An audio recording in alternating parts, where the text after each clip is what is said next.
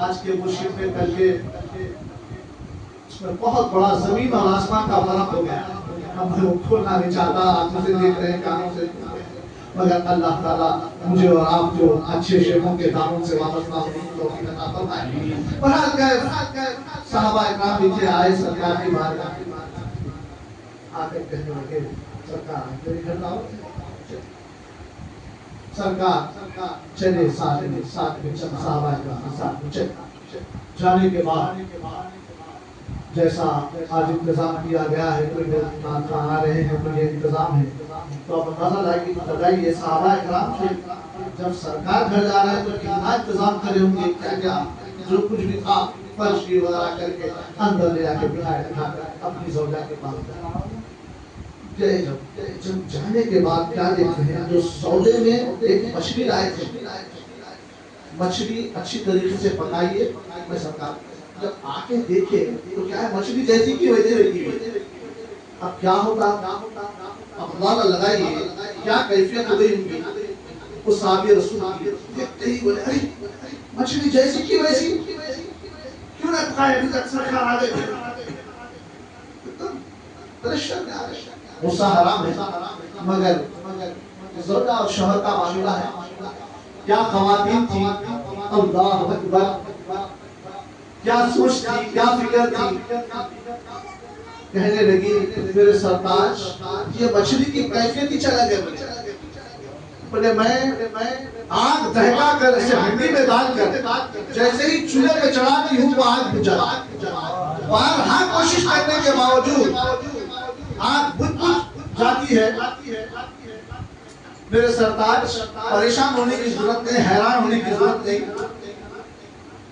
शरीयत के महवर और मम्मा मीनाराए नूर सरकार मदीना सल्लल्लाहु अलैहि वसल्लम हमारे घर में तशरीफ फरमा है।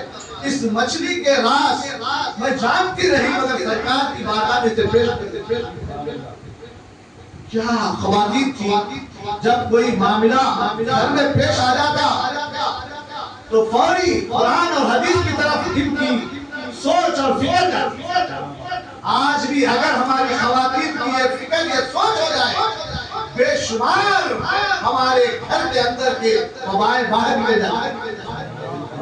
बड़े ही मासूम अंदाज में शौहर गर्म है और आप बिल्कुल ठंडे दिमाग से समझा कर कह रही है, हुजूर हमारे घर में ये मछली की कैफियत ये है, आप इस मछली को सरकार की बारगाह में पेश कर दीजिए। साहबे रसूल बड़े शर्मिंदे, बड़ी कैफियत जाने मछली लेके फौरी बारगाह में सरकार के सामने पेश किया। चंद सहाबा इकराम बैठे, सरकार की नजर नबूवत जैसे ही मछली पे पड़ी, अल्लाह अकबर। लोग कहते हैं कि सरकार को पीठ पीछे की खबर नहीं, मेरे आका की नजर मछली पे पड़ते ही मछली के पूरे अहवाल सहाबा के सामने और वो मेजबान के सामने सिमा देते हैं। साहबी रसूल को परेशान होने की जरूरत नहीं, हैरान होने की जरूरत नहीं। ये मछली का ये हाल है, इसे दुनिया की आग को क्या दोज़ख की आग में जला सकती है।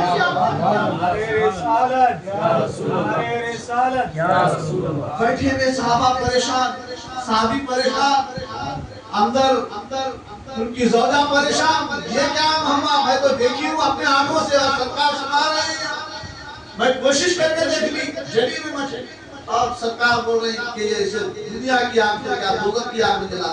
साहबा बोले, या रसूल अल्लाह, राज क्या है, भेद क्या है? क़यामत तक आने वाली अपनी उम्मत को पैगाम दे दिए कि देखो ये मछली का राज ये है। एक सौदागर था, एक रियासत से दूसरी रियासत जा रहा था, समंदर का सफर कर रहा था। एक मछली दूध पढ़ने का उसका बड़ा शौक था, एक मछली उसके दूध को सूखते हुए चले आ गई। नात पढ़ने का शौक नाता को है, नात सुनने का शौक, नबी की बिदा सराई, नबी की कैफियतें, नबी के अहवाल, नबी की उसवा सुन रहे हैं हम, ये रायगा नहीं जाएगा।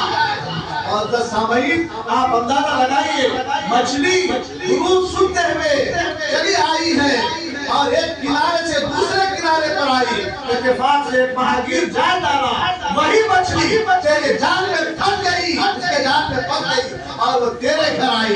दुरूद सुनने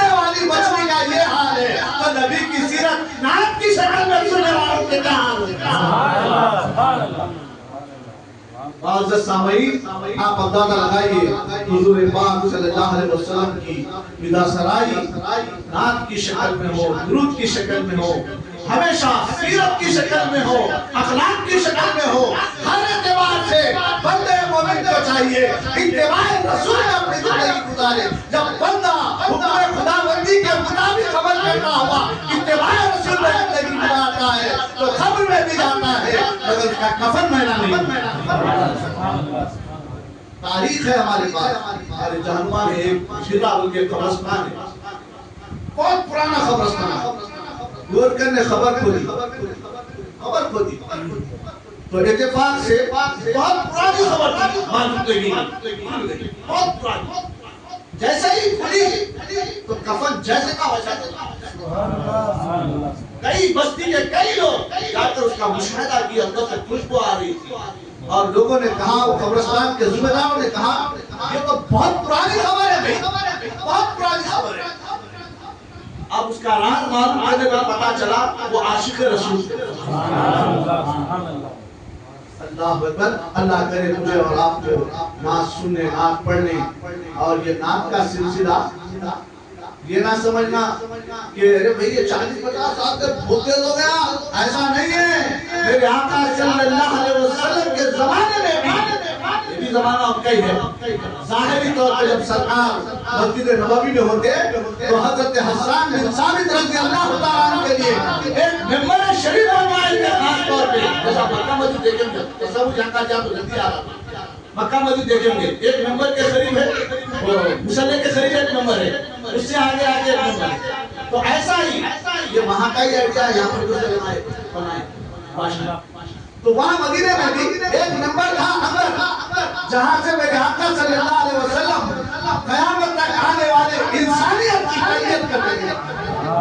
सहाबा के जरिए से एक नंबर था, उससे थोड़ा आगे वो मेंबर हुजूर सल्लल्लाहु अलैहि वसल्लम खास तौर पे रिवायतों में आया हजरत हसन बिन साबित रज़ियल्लाहु ताला के लिए बनाए थे और वो नाम पढ़ा करते थे, सरकार के नाम पढ़ा करते थे। मेरे सरकार फरमाते थे ऐ हसन तू मेंबर पे बैठ कर नाम पढ़ और मैं नीचे बैठ कर नाम पढ़ता और नाम पढ़ना सहाबा की सुन्नत, नाम सुनना मेरे आका रज़ियल्लाहु ताला। अल्लाह तेरे हम सब को ये जज्बा अता फरमाए। दुनिया इस जज्बे को मिटाने की कोशिश कर रही है। देख रहे हैं आप लोग, आई लव यू सरकार को बोलते, अगर किसी औरतों को उर्दू को बोलते तो कुछ नहीं होता था, नहीं बहुत अच्छा करा रहे। मगर सरकार को बोले तो नागपुर में कई लोगों को जाके ठोस दिए। क्यों? ये हमारी नादानी है। हम लोगों ने जिस तरीके से दावत करना था हमने नहीं किया। अगर हम करते होते तो खुदा की कसम इनकी ज़बान में उतार करना होगा। अगर हम अमल के मैदान में उतर जाते तो फिर मैदान हमारा होता था, मगर हम अमल के मैदानों से भागे, हर एतबार से भागे, सुन्नत से भागे, फराइज़ से भागे, वाजिबात से भागे, किरदार से भागे, मुस्ताद से भागे। क्या बताऊं भाई, हर मैदान में हम भागे और दो मैदानों में उतर के मेरे से लफाजी कर रहे हैं। तो फिर वो दौर आना चाहिए जब सहाबा अपने नबी से मोहब्बत के लिए अपनी गर्दनें निछावर करते थे, मगर आज गर्दनें निछावर करने की जरूरत नहीं है। अमल के मैदान में आ जाओ तो कौन देखेगी। अरे भाई हम तो जुमे को देखेंगे मस्जिदों में भरी भरी, अब तो फजर में भी भर रही है, कभी हमारी खैर नहीं है। तो जरूरत समझी है मौला सामीन ये चंद अल्फाज जो तरबियत के तौर पे आपके सामने रखे, क्योंकि हर महफिल में नहीं कुछ तो कुछ एक कैफियत रखता हूँ ताकि इसके जरिए से मेरे टूटे फूटे अंदाज किसी के दिल में बैठ जाए।